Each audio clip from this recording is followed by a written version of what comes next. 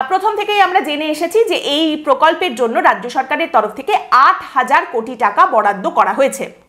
তা এই টাকা রাজ্য সরকার পেল কোথা থেকে? আমাদের রাজ্য সরকার কি আবার ধার করেছে এই প্রকল্পের জন্য, নাকি আসলে টাকা তাদের কাছে ছিলই এবং সেই টাকাই তারা বের করেছেন? আপনারা জানেন যে কেন্দ্রের তরফ থেকে আমাদের রাজ্যকে টাকা দেওয়া হয়, বিভিন্ন রাজ্যকে বিভিন্ন প্রকল্পে টাকা দেওয়া হয়। এবার আমাদের রাজ্যের ক্ষেত্রে এইরকম বেশ কিছু প্রকল্পে কেন্দ্র টাকা দেওয়া বন্ধ করে দিয়েছে।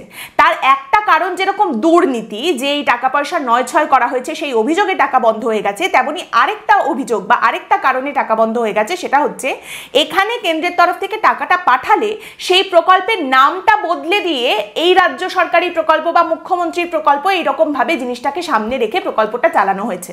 অর্থাৎ কেন্দ্রীয় প্রকল্পগুলোর নাম বদলে দেওয়া হয়েছে। এবারে আমাদের পাড়া আমাদের সমাধানেও ঠিক এইরকমই একটা ওপর চালাকি আবার করার মতো পরিস্থিতি সামনে উঠে আসছে। কিভাবে দেখুন, এই টাকা কোথা থেকে আসছে বলা হচ্ছে। আনন্দবাজারের একটি প্রতিবেদন বলছে, বরাদ্দ বকেয়ার প্রশ্নে আমাদের রাজ্য কেন্দ্রের বিরুদ্ধে রাজনৈতিক এবং প্রশাসনিকভাবে কার্যত খড়গহস্ত হলেও আমাদের পাড়া আমাদের সমাধান কর্মসূচিতে বিপুল অর্থ জোগাড়ের অন্যতম মূল উৎস হিসেবে কেন্দ্রীয় অর্থেই ভরসা রাখার ইঙ্গিত দিয়েছে রাজ্য সরকার। প্রশাসনিক সূত্রের খবর, পঞ্চদশ অর্থ কমিশনের বরাদ্দ নিয়ে অনিশ্চয়তা তৈরি হলেও আমাদের পাড়া আমাদের সমাধানে গৃহীত বেশ কিছু কাজের অর্থের উৎস হিসেবে সেই বরাদ্দেরই সাহায্য নিতে বলা হয়েছে। অর্থাৎ সেই কেন্দ্রীয় সরকারের দেওয়া টাকার উপরেই কিন্তু রাজ্য ভরসা রাখছে আমাদের পাড়া আমাদের সমাধানের জন্যেও।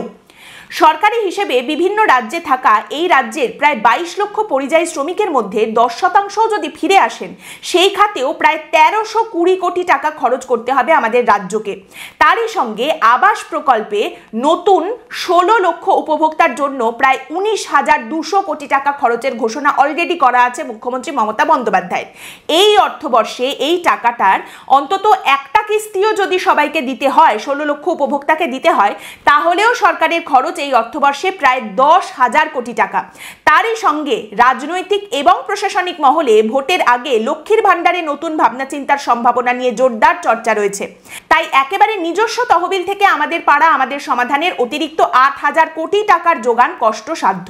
এই আমাদের পাড়া আমাদের সমাধানের টাকা নিজের তহবিল থেকে দেওয়ার ক্ষমতাই রাখে না, সেটা যথেষ্ট কষ্টসাধ্য কাজ। রাজ্য সরকার সেটা করতে পারছে না, তাই কেন্দ্রকে যতই গালাগাল করুক না কেন, কেন্দ্রের টাকার ওপরেই ভরসা করে বসে রয়েছেন মুখ্যমন্ত্রী। কিন্তু এখানেই ছোট্ট একটা প্রশ্ন, যেহেতু এই কথাটা বলা হচ্ছে, পঞ্চদশ অর্থ কমিশনের বরাদ্দ নিয়ে একটা অনিশ্চয়তা তৈরি হয়েছে, তাহলে এই টাকা যদি এসে না পৌঁছায়, কেন্দ্রের এই টাকা যার উপরে ভরসা করে রাজ্য এত বড় কাজ করছে, সেই টাকাটা যদি না আসে, তখন রাজ্য সরকার কি করবে?